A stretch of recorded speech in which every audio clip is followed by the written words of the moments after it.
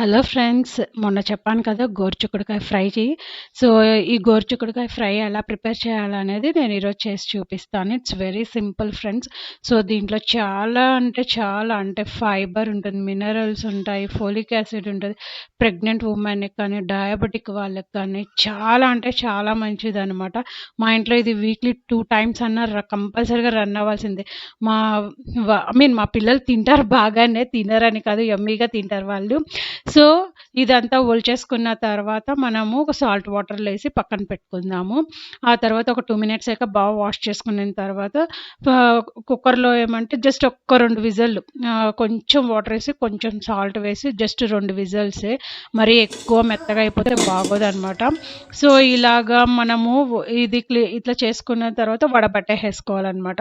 So, దీంట్లో నేను ఒక పౌడర్ వేస్తాననమాట. అదేంటంటే దాన్ని ఎండు కొబ్బరి, ధనియాలు, వెల్లుల్లిపాయలు, ఎండుమిరపకాయలు వేసి పౌడర్ చేసుకుంటా అనమాట.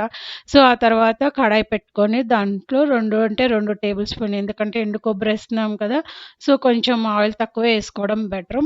తర్వాత అది బాగా హీట్ ఎక్కిన తర్వాత ఆవాలు, కొంచెం చిటపటలాడాక జీలకర్ర, పచ్చనపప్పు, మినపప్పు, ఇంకా ఉద్దిబ్యాళ్ళు అవన్నీ ఉంటాయి కదా! అవన్నీ వేసుకోవచ్చనమాట.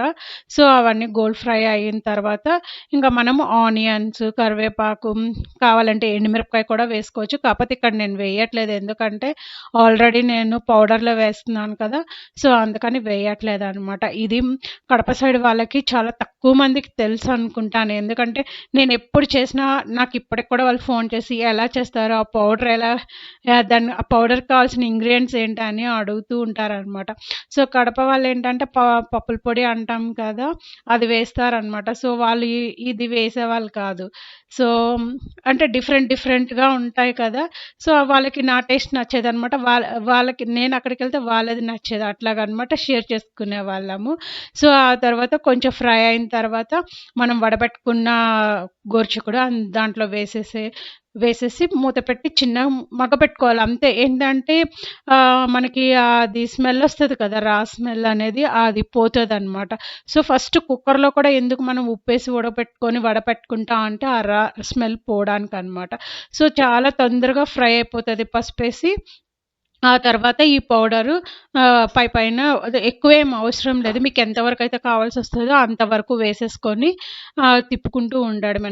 మిగిలింది స్టోర్ చేసుకొని మళ్ళా మనకెప్పుడు ఏదన్నా బీన్స్ ఫ్రైకి కానీ అట్లా యూజ్ చేసుకోవచ్చనమాట. దాన్ని స్టోర్ చేసి పెట్టుకోవచ్చు. ఏమీ ఇది కాదనమాట. సో, అలా చెక్ చేసుకుంటూ మనము బావుంటుంది ఫ్రెండ్స్. ఈ ఫ్రై అయితే చాలా సింపుల్ అనమాట ఈ ఫ్రై. సో, ట్రై చేయండి. పప్పులోకి బావుంటది. అసలు వేడి అన్నంలోకి కానీ, చపాతీలోకి కానీ యమ్మీగా అసలు ఈ మసాలా అయితే ఇంకా వేడి అన్నం మేమెంత తినేస్తామో మాకే తెలీదు. అది వెళ్ళిపోతూ ఉంటదనమాట. సో, వేడి వేడి అన్నంలోకి ట్రై చేయండి తినటానికి. Thanks for watching. Please like, share and subscribe to my channel. Thank you. అలాగే ఫ్రెండ్స్, రేపొచ్చేసి నేను ఉద్దిబ్యాళ్ళు అంటే హార్స్ గ్రామ్ అనమాట. ఉద్దిబ్యాళ్ళని అంటారు కడపలో. 2 రకాలుగా అంటారు. సో, దాంతోటి నేను వడలు చేసి చూపిస్తాను.